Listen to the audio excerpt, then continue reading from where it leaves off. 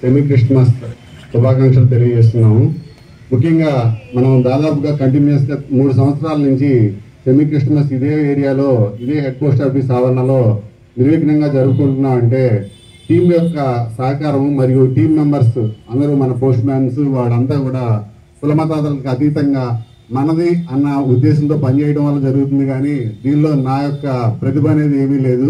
నేను నిమిత్త మాత్రుడిని. మన పాస్టర్ గారు ప్రార్థన చేసిన విధానంగా ఇక్కడ ప్రభు అయిన యేసుప్రభు మాత్రమే మనకి అధ్యక్షుల వారిగా ఉండి కార్యక్రమాన్ని నడిపించమని ప్రార్థన చేశారు. ఈ కార్యక్రమాలన్నీ దిగ్విజయంగా జరుగుతున్నాయంటే మనకి దేవుడి యొక్క కృప, మన హార్డ్ వర్క్ అనేది కూడా రెండు ఉంటేనే అది సాధ్యపడుతుంది.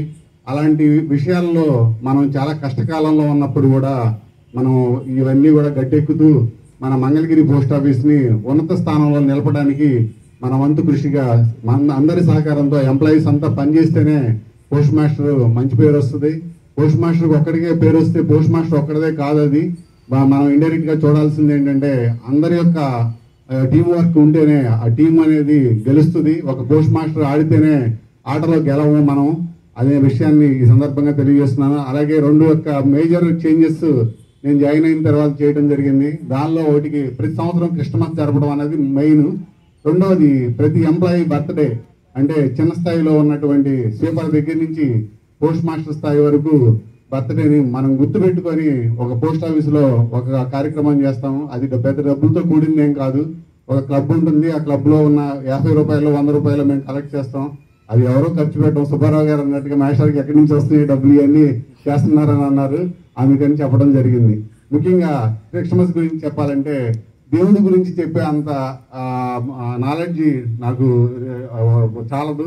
కానీ మన మాట్లాడిన దాన్ని బట్టి చూస్తే మనకి క్రిస్మస్ అంటే క్రీస్తు యోగిని ఆరాధించడం మాత్రమే.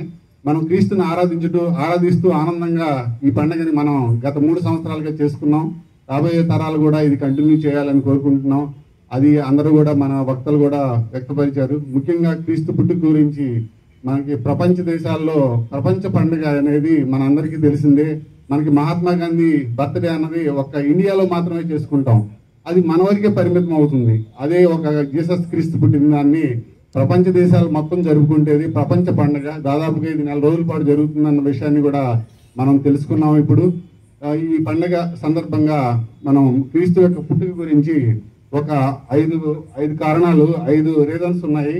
క్రీస్తు ఎందుకు పుట్టారంటే పుట్టుక గురించి పాపులందరి కొరకు పుట్టారని, ఆయన పుట్టుక ఒక ప్రణాళిక బద్ధమైందని, ఆయన పరిశుద్ధమైనదని మరియు పరలోక సంబంధమైనదని, ప్రపంచ చరిత్రను విడగొట్టిందనే విషయాన్ని మనకు అర్థమవుతుంది. చరిత్ర చూస్తే చరిత్రలో క్రీస్తు శకము క్రీస్తు పూర్వం అనే 2 భాగాలు ఉంటాయి. అంతకుముందు ఎలా జరిగింది, ఇప్పుడు ఎలా జరిగింది అని చెప్తాము. అది ఒక అడ్డుకట్టగా ఉపయోగపడుతుంది. అలాగే మన కోర్టులో కూడా రాసేటప్పుడు ఏదన్నా తీర్మానాలు చేసేటప్పుడు క్రీస్తు శకం పలానా డేట్ అని రాస్తూ ఉంటారు. అంటే కోర్టు కూడా లీగాలిటీ ఇచ్చింది క్రీస్తు పుట్టిన తర్వాత జరిగింది అన్న విషయాన్ని. కాబట్టి ఈ యొక్క మన అందరి యొక్క పాపాలను కడగడం కోసం ప్రభు మనకు ఇచ్చేశారని, మరియు ఆయన చూపించిన దయ, కరుణ, జాలి, ఎదుటివాడి యొక్క మన శత్రువు అయినా సరే ప్రేమించగలిగే తత్వం, మరియు ఇవన్నీ కూడా చాలా మంచి గైడింగ్ ఫ్యాక్టర్స్ నాకు.